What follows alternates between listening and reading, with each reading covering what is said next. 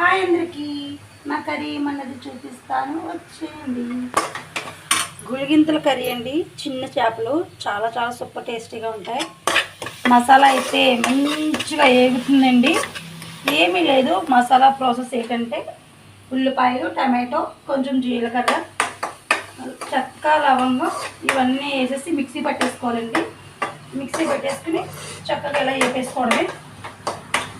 ఇందులోనే కొంచెం కొత్తిమీర, కరివేపాకు, పచ్చిమిర్చి కూడా వేస్తానండి, చూపిస్తానండి. కొత్తిమీర, పచ్చిమిర్చి అన్నీ వేసేసాను. ఫిష్ మసాలా కూడా వేసాను. వేసి మంచిగా వేపుకున్నానండి. మసాలా అయితే ఈ మసాలా బాగా వేపింది. ఇప్పుడైతే చేపలు వేసేసుకుందాం. ఇలా పెట్టేసుకోవడమే. అన్నీ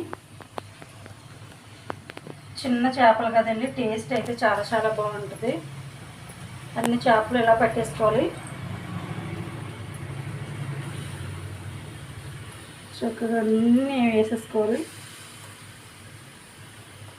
మసాలా మంచిగా అయిపోయింది. చేపలన్నీ వేసేసుకున్నామండి. వేసేసుకున్న తర్వాత ఒక్కసారి కలుపుకోవాలి. మంచిగా ఇలా కలుపుకొని జాగ్రత్తగా కలుపుకోవాలండి, ఎందుకంటే విడిపోతాయి చేపలు. ఇలా కలిపేసుకున్న తర్వాత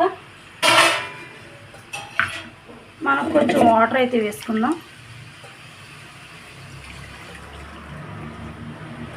ఇంకొంచెం పడతాయి.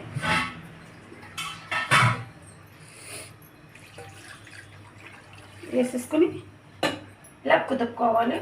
గరిటె పెట్టకూడదు. మంచిగా మూత పెట్టేస్తే బాగా ఉడుతుంది. ఇప్పుడే కొత్తిమీర కూడా వేసేస్తున్నాను. ముందు వేసాను, మళ్ళీ తర్వాత కూడా వేస్తున్నాను. కొత్తిమీర ఎక్కేసుకుని చాలా చాలా బాగుంటుంది. అంతే, ఇలా మూత పెట్టేసుకోవడమే. గరిటె పెట్టకూడదు. ఇలా మూత పెట్టేసుకుంటే బాగా మంచిగా ఉడుకుతుంది. మన గుళిగింతల కూర అయితే రెడీ అయిపోయిందండి. చూడండి, ఇలా కలర్ఫుల్గా ఉండాలి. టేస్ట్ కూడా సూపర్ అదిరిపోద్ది. మనకు ఆయిల్ అంతా ఇలా పైకి తేలితే కూర అయితే ఉడికిపోయినట్టే.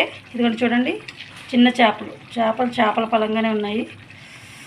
గుళిగింతల కర్రీ అండి, సూపర్ టేస్టీగా. కర్రీ అయితే రెడీ అయిపోయింది. కట్టేద్దాం, మూత కూడా పెట్టేద్దాం. బాయ్.